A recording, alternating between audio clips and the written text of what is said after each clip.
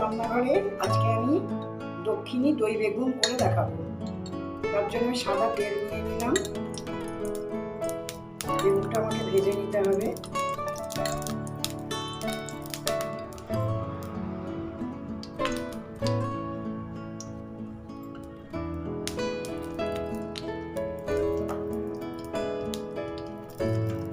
এবার একটু হলুদ দিয়ে দিলাম। হতে থাকুক, আমি একটু ঢেকে দিই। আস্তে আস্তে বেগুনটা নরম হয়ে যাবে।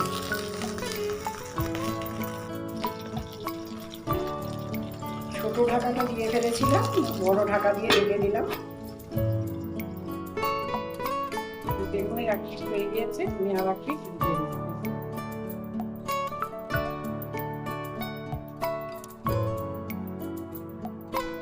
ভালো করে ভাজা করে নিতে হবে। আর একবার ঢেকে দেবো আমি আর এক পিঠ হওয়ার জন্য।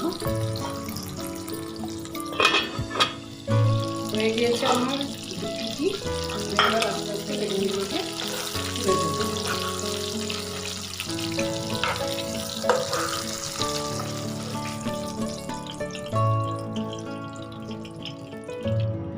আমি এবার শুকনো লঙ্কা দিয়ে দিলাম, সর্ষে দিয়ে দিলাম, কারি পাতা দিয়ে দিলাম, কয়েকটা রসুন দিয়ে দিলাম।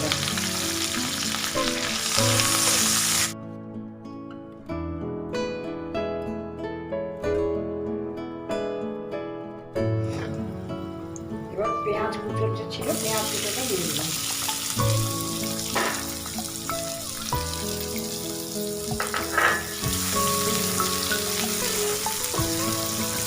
পেঁয়াজটা একটু ব্রাউন ব্রাউন হবে, তখন আমি অন্যান্য জিনিসগুলো এতে দিয়ে দেবো একটা। পেঁয়াজ আমার ব্রাউন কালারের হয়ে গিয়েছে। এবার আমি টমেটো কুচানো ছিল দিয়ে দিলাম। আমরা নানা দেশে খাবার খেয়ে থাকি, সেরকম আমি একটু দক্ষিণের দই বেগুন বানিয়ে দেখাচ্ছি। কাশ্মীরি লঙ্কার গুঁড়ো দিলাম, ঝাল লঙ্কার গুঁড়ো দিলাম, একটু নুন দিলাম আর হলুদ দিয়ে দিলাম।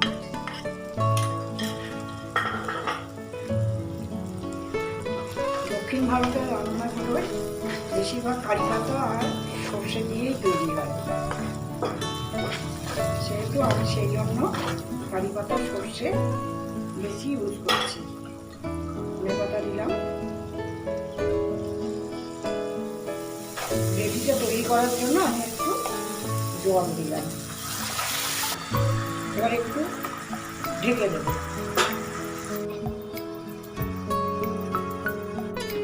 5 মিনিট এটা একটু হতে দিলাম গ্রেভিটা, তারপর ঢাকাটা খুলতে হবে। আমার গ্রেভিটা তৈরি হয়ে গিয়েছে।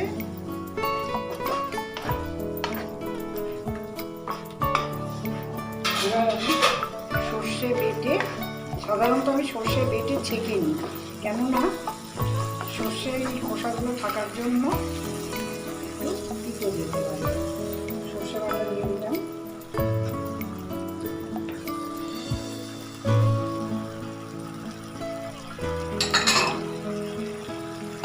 এবার আমি দই দিয়ে দিলাম।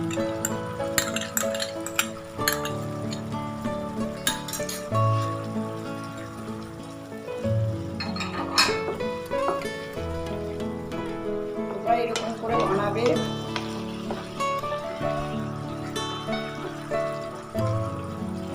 লাইক করো, কমেন্ট করো, সাবস্ক্রাইব করো। কেমন লাগছে জানিয়ে বানিয়ে তোমরা।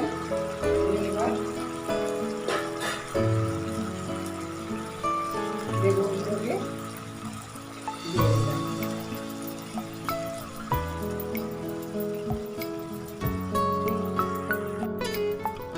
আমি একটু ঢাকা দিয়ে দেবো, মশলার সঙ্গে ভালোভাবে বেগুনটা দিয়ে দিতে। একটু মশলাটা উপরে দিয়ে দিই, দিয়ে আবার আমি একটু ঢেকে দেবো। আমি আবার 5 মিনিটের জন্য ঢেকে দিলাম। ঢাকাটা খুলে ফেললাম। হ্যাঁ, আমার হয়ে গিয়েছে। এবার আমি প্লেটে ঢেলে ফেলবো, নামিয়ে নিচ্ছি।